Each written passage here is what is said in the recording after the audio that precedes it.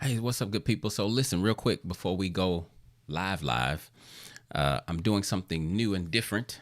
So I wanted to test some stuff before we get into the recording to make sure that everybody can hear me on. Because I'm streaming to 3 different places today. And so I need to make sure I get my lotion on. I'm streaming to 3 different places. And this is my first time doing this, so I want to make sure everybody can hear me, see me, and everything like that. And I can kind of see. Now I don't know where the comments are gonna be though. That's the thing, huh? So when you guys are asking me comments, okay, I can see the comments, at least a little bit. So, all right. So we're gonna go live, actually live in 3 more minutes, right at 7:00. But I wanted to make sure I test my sound and move this out of the way. Test my sound, and I don't know which one is which. I think that one is my personal. Okay. Hey, Noku, can you hear me? That's one person I do know. And Fonzie, can you just let me know you can hear me and that I sound like I normally sound, so I don't sound like a chipmunk like last time, right? I got like less than 2 minutes for somebody to let me know how I sound, and then I'm ready to. I think I'm ready. I just finished my notes a little while ago. Okay, good. I just finished my notes a little while ago, so this is almost raw that you guys are getting, but you know, you'll be able to look over my fumbling and folly, and hopefully apply it to your life to help you become better. All right. Okay. So let me. I'm ready to get started, but I'm gonna wait till 7 on the dot, and I'm gonna hit the intro, and we're gonna make it do what it do. All right, y'all ready? Tonight we're talking about purpose. Let me get this thing ready. Yep, I'm ready, Freddy. I usually have a countdown. I wonder if anyone people on Facebook, YouTube can see me. I was wondering if anyone on YouTube can see me, but I think so. Yeah, it's gonna be good. Alex, this is Ecamm going through Restream, so I can go to YouTube, Facebook, and Facebook. All right, here we go. Y'all ready? Let's get to it.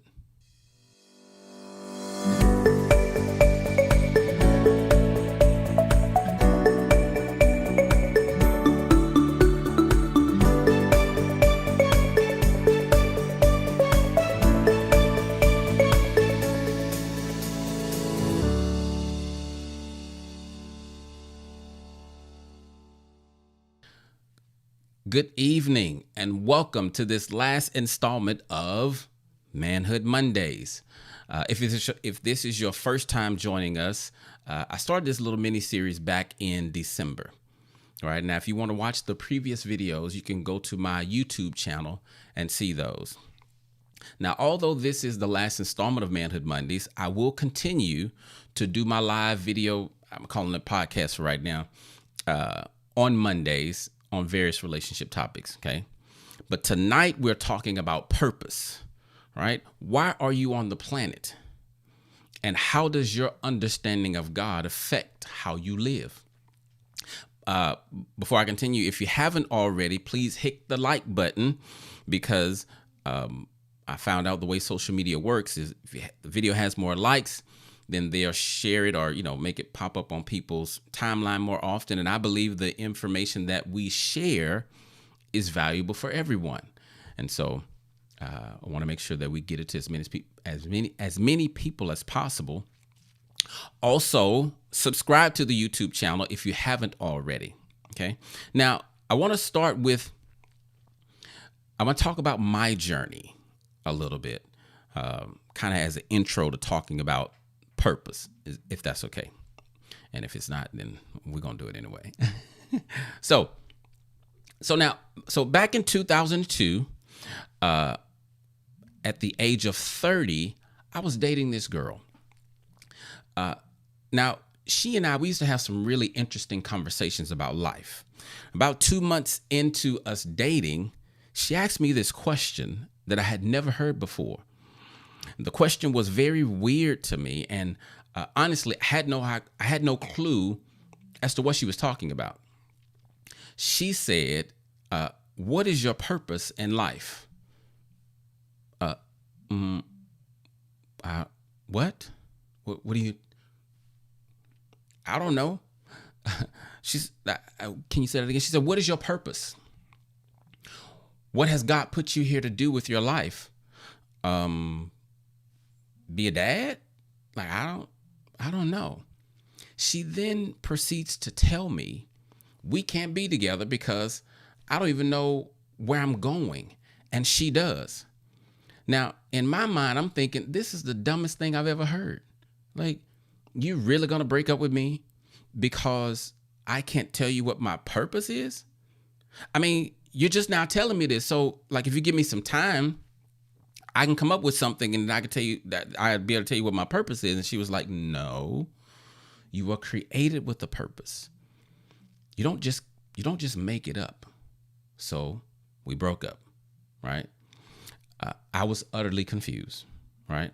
See, the thing is, even though I had grown up in church, I had never heard of anything about purpose, right?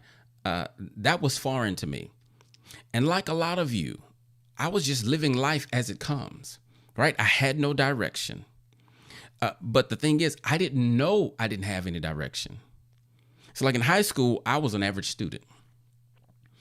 I didn't even know that I wanted to go to college until my senior year in high school.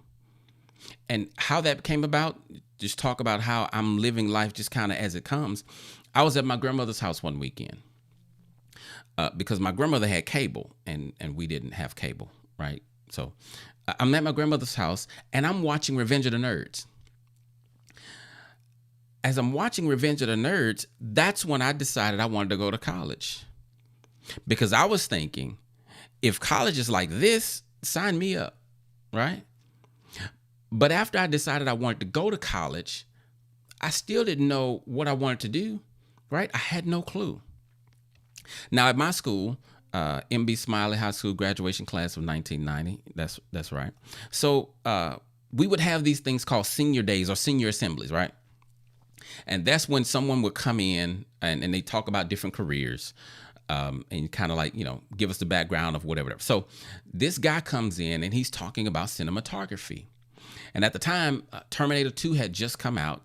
And so he was telling us about like the visual effects of that and how much money you could make being a cinematographer or whatever, making movies. I'm like, bam, okay, I'll study that. So I decided to go to Sam Houston State University in Huntsville and study radio, television, and film. Now, I decided to go to Sam Houston because it was away from home, but it was down the street, right? I wasn't trying to go too far. And remember, I just got on this journey of college, like, my senior year. So anyway, I go to Sam, but then I had to stop because my girlfriend at the time became pregnant. Still just living life as it comes, right? So we come home to Houston and we started a family. I was 21, right? Now, during that time, I had so many different jobs trying to make ends meet, right? I sold fire extinguishers. I sold meat out of a truck. I sold knives. I worked at Compaq. Anybody worked at Compaq back in the day? I worked at Compaq doing those 12-hour shifts. I did security, right? I was all over the place. And my life had no direction. As a matter of fact, as I was writing these notes for tonight, I got a little emotional because I often see men come into my office living the same way that I was living, just doing whatever to survive and settling for what your background says that you're supposed to be doing. And so anyway, my kid's mom, I guess she got, fed up with me not making money and doing the security.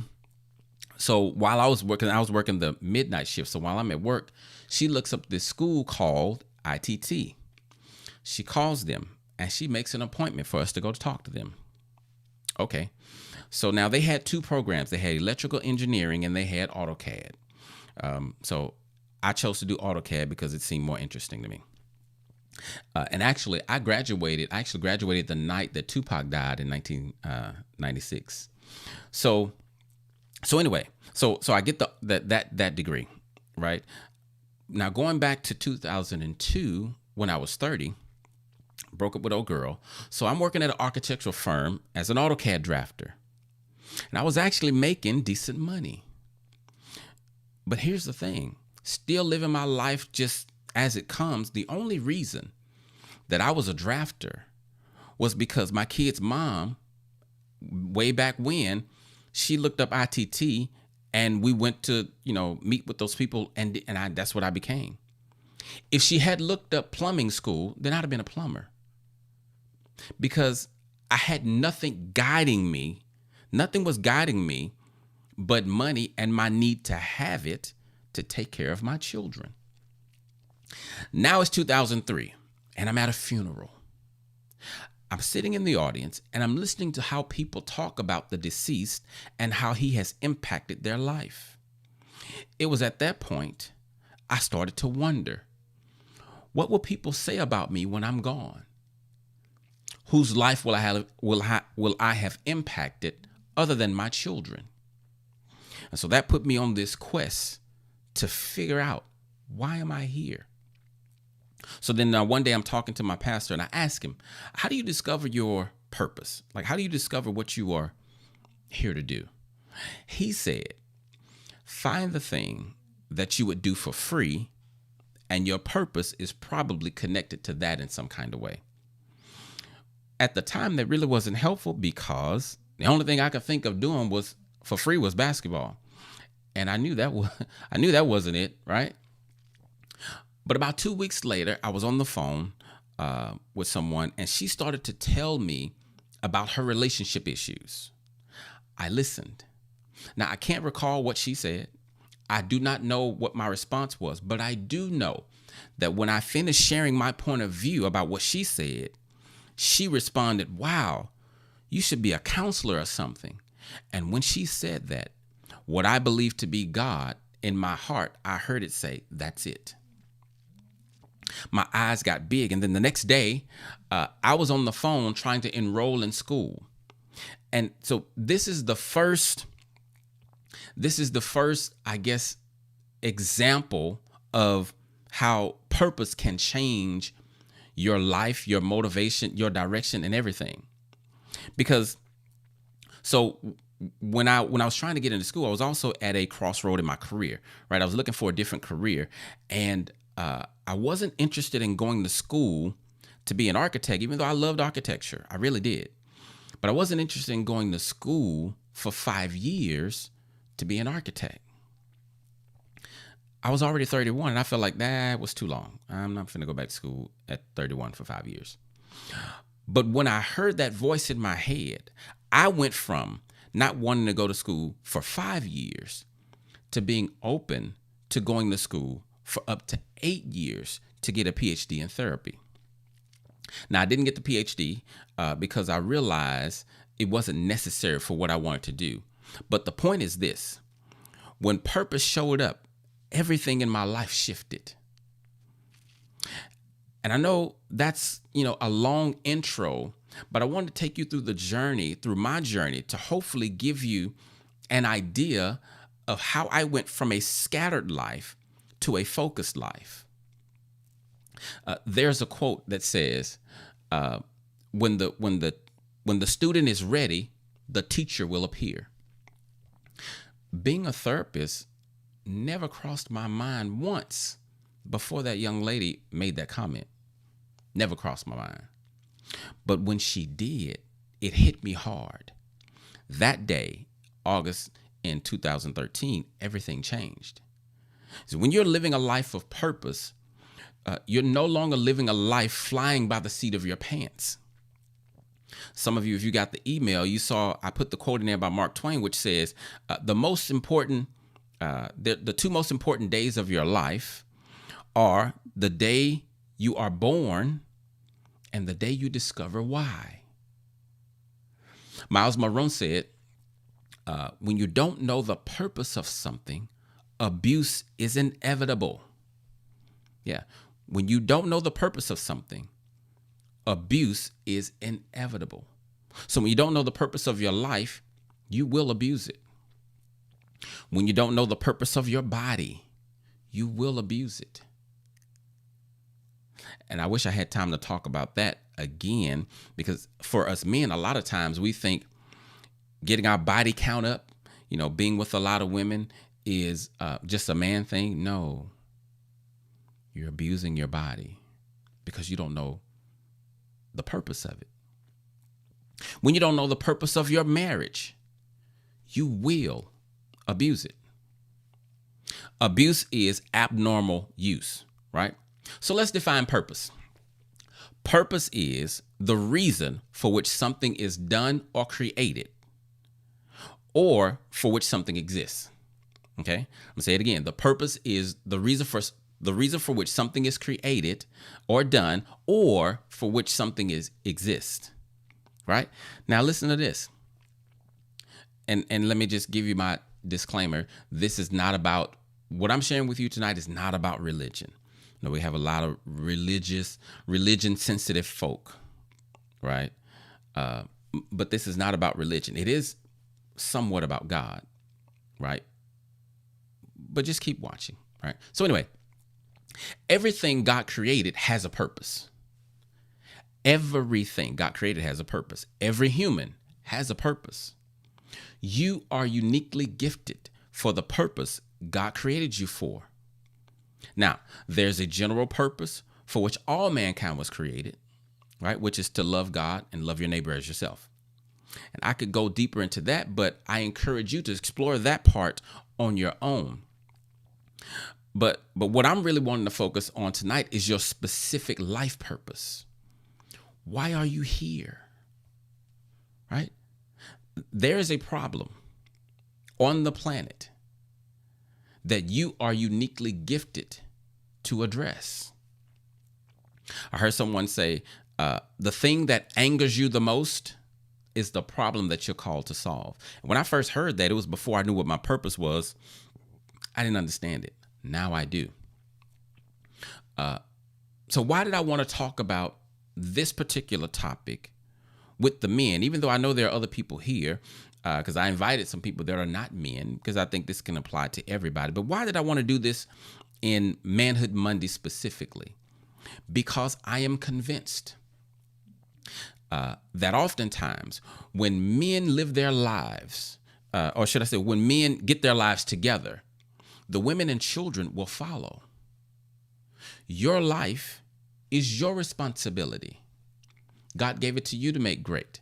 But he also, in giving it to you to make great, he put everything inside of you that you need to make it great. So how do you discover what you're on the planet to do?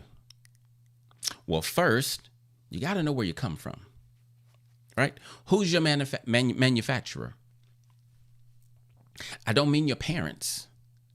Your parents were simply the vehicle by which you arrived to the planet. But where did you come from? Right? What's your origin? Who created you? This is important to know because the one who created you is the only one qualified to determine your purpose. Listen, nothing is created without a purpose first. The purpose comes before the thing with the purpose. Does that make sense? The purpose comes first before the thing with the purpose, right? So the purpose of the TV was defined before the TV was created. The purpose of the iPhone was created before the iPhone was created.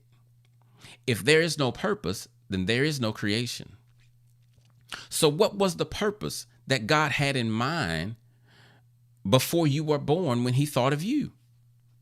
So I discovered my purpose at 31, but God didn't create it at 31, right? I was born with it. I had it when I got here. I just had to discover it.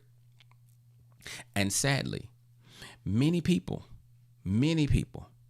die without ever discovering what they're here to do.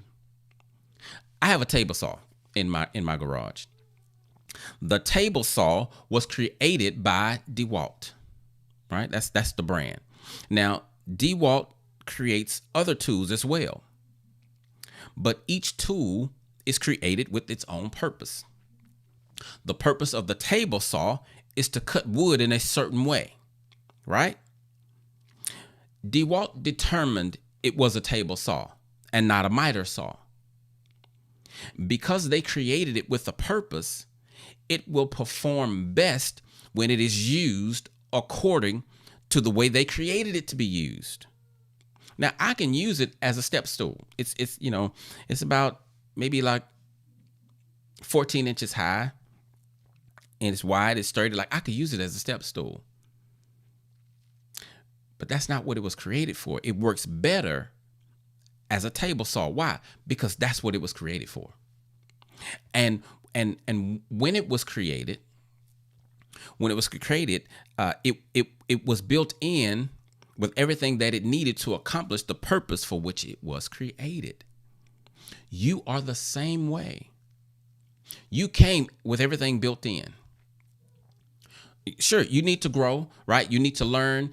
You maybe need to study, but God already gave you the brain and the desire to do that part. But don't miss this point. Whatever you don't have, you don't need. I feel like my purpose is to sing and make people happy, but you can't carry a tune in a bucket. That's probably not your purpose. If you're crying over that, you're probably wasting tears, because if that were your purpose, he would have given that to you, right? Maybe your purpose is to write beautiful music for someone else to sing, right? You may be confusing purpose with passion. I heard Darius Daniels say, you can be passionate about something that you're not competent in. And as a matter of fact, as we're talking about singing, that would be me. I love to sing. I am passionate about singing. If you ever heard me in my garage while I'm doing woodworking, I'm passionate about singing, but I'm not competent in that area. Not at all, right? I'm not making no records. Whatever God didn't give you, he left out on purpose. So that means you don't need it, right? So now this leads me to the second thing. Your purpose will match your competency, right? Your purpose will match your competency. So, and let me go back, because I don't know if I labeled the first thing. So the first thing in discovering your purpose is know who created you, know where you come from, right? So, because the one who created you, you got to go back to him for your purpose, because only the creator of a thing can determine what it's for. That makes sense? So then the second thing is, what are you actually competent in? And when you're trying to answer this question about what you're competent in, make sure you're thinking about it in the context of a problem that you are uniquely equipped to address. That night when I heard God speak, I decided to go back to school for you, not for me. Yeah. I didn't decide to go back to school because I wanted to learn how to do therapy. I actually went to school, and I said this, I can't remember who I told. I know I told a few people, but I actually went to school so that I would have the degree on the wall, so that you would trust me to speak into your life.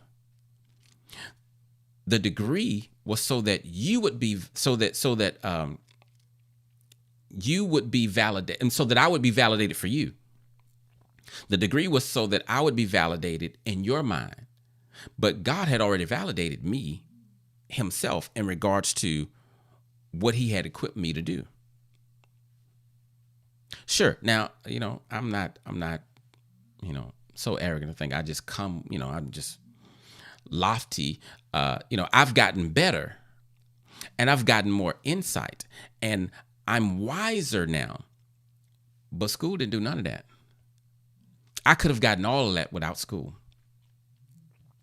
but school was for you. So what are you competent in, right? Are you good with numbers, right? When you see numbers, can you just work things out without a calculator, right? Are you good with lighting? Are you good with, can you write poetry? Can you, what are you competent at?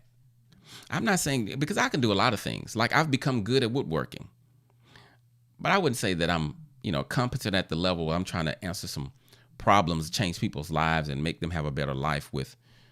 I guess that could be a part of it. I don't know. I like working with my hands, but that's not a life calling for me. It's a hobby. It's something I love doing. Right. When you help someone in whatever area you help them in, do they say, man, you make that look so easy? Right. That, if that's happening to you, that might be a clue that your purpose may be surrounded that may be something that you want to explore. Okay. I'm not saying that that thing is your purpose, but I'm saying at least explore it so that you can find out. All right. Now here's the third thing. Pay attention to what you see, right? What do you see every day in your life? What stands out to you, right? As you're going through life, what do you always notice? I know we can be riding down the street and my wife will see every homeless person. I may not see them at all, but she does. Whenever we're watching a movie or a TV show, I always notice a child being mistreated by a parent, and most of the times it's not obvious to everybody in the room that this child is being mistreated. Most everyone else in the room is not noticing that she's harming or he's harming that child. And it's not because I'm a therapist. It's been that way. My wife always sees fashion, right? But when she sees fashion, she sees it in a way that I'm like, man, how'd you see that? I wouldn't have never saw that, right? What do you see that no one else sees? Am I making sense? Like what's your vision bent, so to speak? Like, what always shows up, right? When my son came into my studio the other day, he immediately saw cables on the floor and how disorganized it looks. Believe it or not, I never saw that. And I work in here every day. After he said something, I tried to see what he saw, so I cleaned up a little bit. But I'm sure if he came in here now, he still would say that it's cluttered. I didn't see it, right? So I don't know if that's some way connected to his purpose. But the point that I'm making is this. There are some things that you see that others don't see. That may be a clue, right? When clients come into my office for marriage counseling, and then something about parenting comes up, if it's something about harming the child, the whole session shifts. I'm probably giving my way if any of my clients on here, and that has happened to you. We start talking about parenting, the whole session shifts, because that's directly connected to my calling. It's what I see, right? See, what people don't know is that part of the reason that I do what I do is so that people can have healthy marriages, so that children can develop in a healthy and safe place, right? And then that brings me to my last clue about discovering your purpose. What have you been through? What has life given you that has uniquely equipped you to deal with a certain problem, right? What has caused you pain? What if whatever God allowed you to go through was actually preparation for what he put you here to do, right? If you're going to be a soldier, you got to go through basic training. What if your purpose in life is to help youth get off the streets? So God allowed you to have a rough life on the streets, and he brought you out of that so that he could equip you to speak to young men that I can't reach. I have the wisdom, but I don't have the experience. Maybe that's your calling, right? Now, you may be thinking, I'm not trying to do all that, right? I don't think it's that serious. And it's not worth all that to me. I want to challenge you. I want to challenge you to push past your fear and push past your comfort zone and become who you were created to be. At the end of your life, you will not be thinking about the times that you failed. You'll be thinking about the chances you didn't take and the things you did not do. Now, I only gave you an overview, a short overview of the value of purpose. But for some of you, it will ignite a desire in you for more. Something turned on in me at the funeral that had never been turned on before. Seek and you will find. At the end of the day, you will realize that neither money nor creature comforts will be enough to make you feel like your life matters for something. William James said, life can't give me joy and peace. It's up to me to will it. Life just gives me time and space.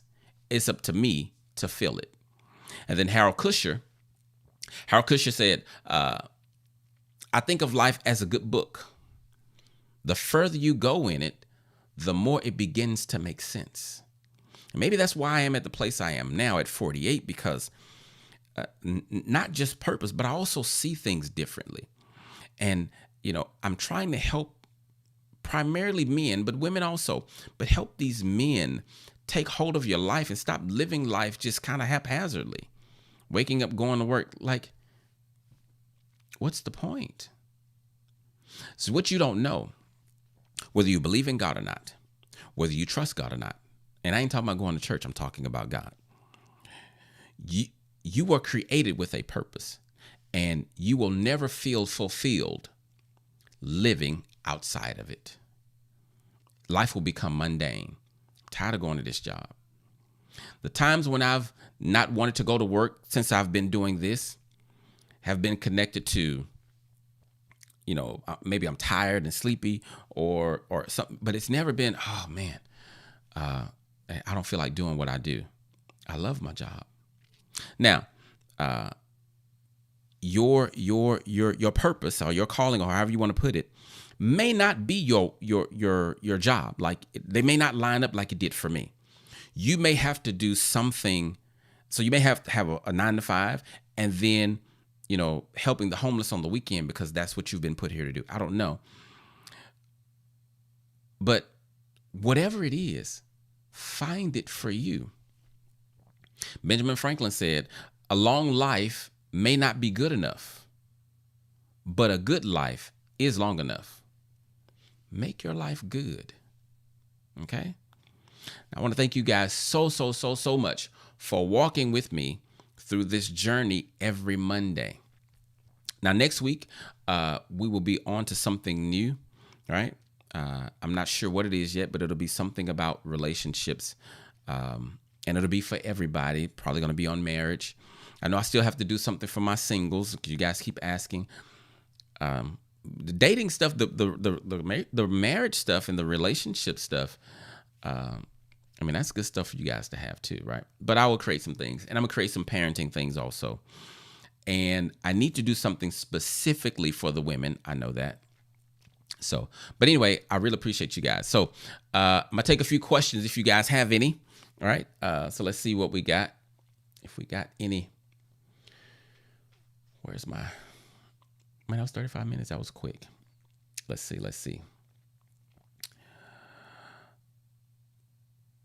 Validated regard is, maybe that's in purpose to be. Cog in the machine of life. You're welcome, Miss Whitney. um,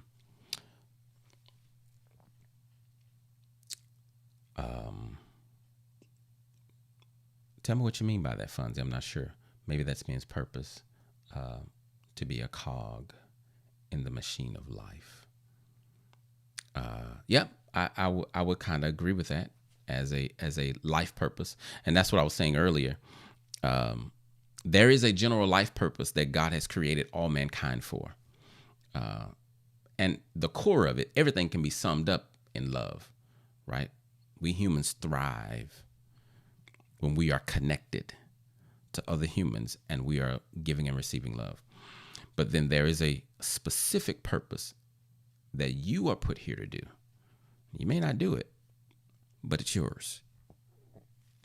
Any questions before I jump off of here and go and do what I do after my webinars? Let's see.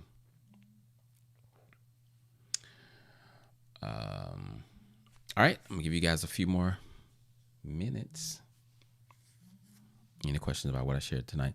I think, and you know what you can do also too, you can kind of give me some ideas of what you guys would like to hear about or learn more about in the upcoming weeks. That would be good. And that's good. Fun to say, I'm happy with my role. I don't need nothing extra. That's where you want to be. That is the place when you are full and you don't need anything else. I'm finally doing what I love to do it for free. You're right. It gives you fulfillment as well. Exactly. Thank you, Miss Sardia. Thank you for joining. I knew if I did it on Facebook, more people would join. So I'm glad about that. Happy Black History Month. My daughter's a Black Panther. She says, happy. You should have shared a Black History fact about purpose. It probably didn't make sense. I'm sorry. Okay. Yes. Thank you. My daughter just reminded me, please follow me on YouTube. I did say that at the beginning. Follow me on YouTube, subscribe to the channel. There's a lot of helpful things there already. Also follow me on Instagram. I have to be more disciplined with Instagram. Yeah, but follow me anyway, right? Help me if you believe in the things I'm teaching. Now, if you don't believe in it, I don't want false likes, right? But if you believe in the things that I'm teaching and the things that I'm sharing, then share it with somebody. If you think it would help someone, then share it, right? You go to a good restaurant, you don't just enjoy that yourself. You're telling everybody, man, let me tell you about this new restaurant. It was so good, right? And again, I guess if I don't have that impact on you, then I don't expect you to do that. That just means you're not my audience. Because with the purpose comes an audience. Okay.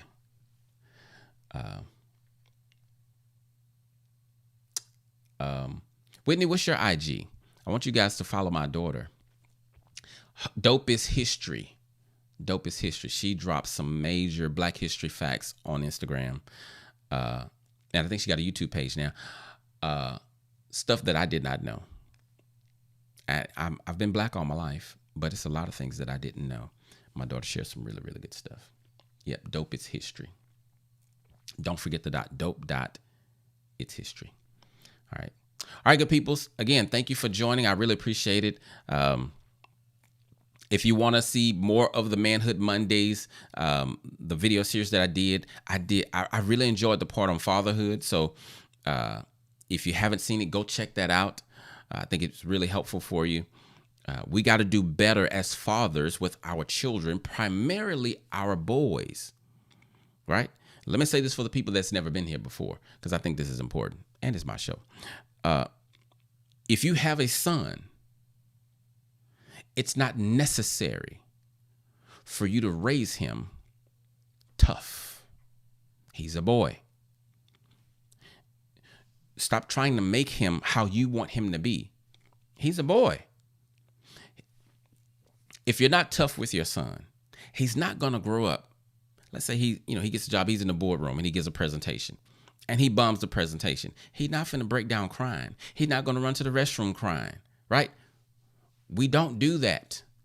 So when you're trying to be tough to your son, what you're really communicating is you're not good enough the way you are, and you may be injuring them from recognizing their true value. Because see, when children are small, I'm on it. When children are small, they're very literal, right? So they can't process the world the way you do. Now, you know what you're doing for them. You have good intentions. But what good is the good intentions is if when they're children, when they're little, you injure them to the point to when they get to be an adult, yeah, they're disciplined, like they're hard workers, right? They complete every task, but they suck at relationships and they have no self-esteem because you beat them down. It is my belief, and I know I'm on a tangent, but it's my belief that we focus far too much on grades and educational performance and not enough on character and relationship skills, because your children are going to do relationships from the cradle to the grave. And if they have good relationship skills, they can be an average student like me and do well in life.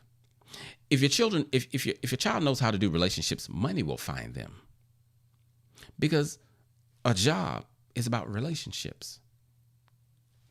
So I'm not saying negate education, but I'm saying help your children develop a sense of self. And you can't do that by telling them they're bad.